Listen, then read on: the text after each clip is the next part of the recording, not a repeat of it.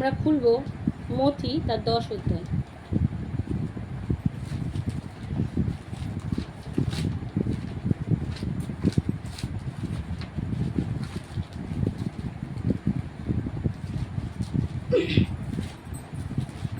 পৃষ্ঠা সংখ্যা 18।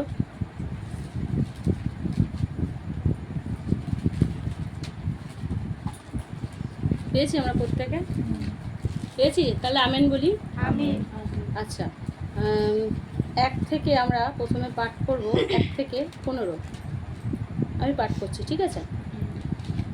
মথি তার 10 অধ্যায়। পরে তিনি আপনার 12 জন শিষ্যকে নিকটে ডাকিয়া তাহাদিগকে অসুচি আত্মাদের উপরে ক্ষমতা দিলেন, যেন তাহারা তাহাদিগকে ছাড়াইতে এবং সর্বপ্রকার রোগ ও ব্যাধি আরোগ্য করিতে পারেন।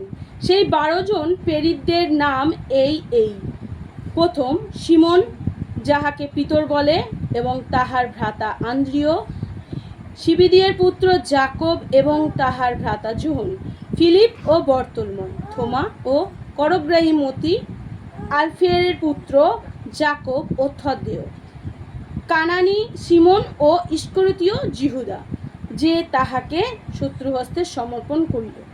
এই 12 জনকে যীশু প্রেরণ করিলেন, আর তাহাদিগকে এই আদেশ দিলেন, তোমরা পরজাতীয়গণের পথে যাইও না এবং সমরীয়দের কোনো নগরে প্রবেশ করিও না, বরং ইসরায়েল কুলের হারন মেষগণের কাছে যাও, আর তোমরা যাইতে যাইতে এই কথা প্রচার করো, স্বর্গরাজ্য সন্নিকট হইল। পীড়িতদিগকে সুস্থ করিও, মৃতদিগকে উত্থাপন করিও, কুষ্ঠীদিগকে সূচি করিও, ভূতদিগকে ছাড়াইও। তোমরা বিনামূল্যে পাইয়াছ, বিনামূল্যেই দান করিও।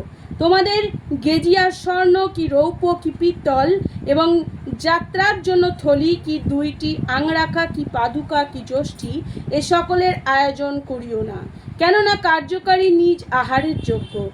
আর তোমরা যে নগরে কি গ্রামে প্রবেশ করিও, তথাকার কোনো ব্যক্তি যোগ্য, তাহা অনুসন্ধান করিও, আর যে পর্যন্ত অন্য স্থানে না যাও সেখানে থাকিও।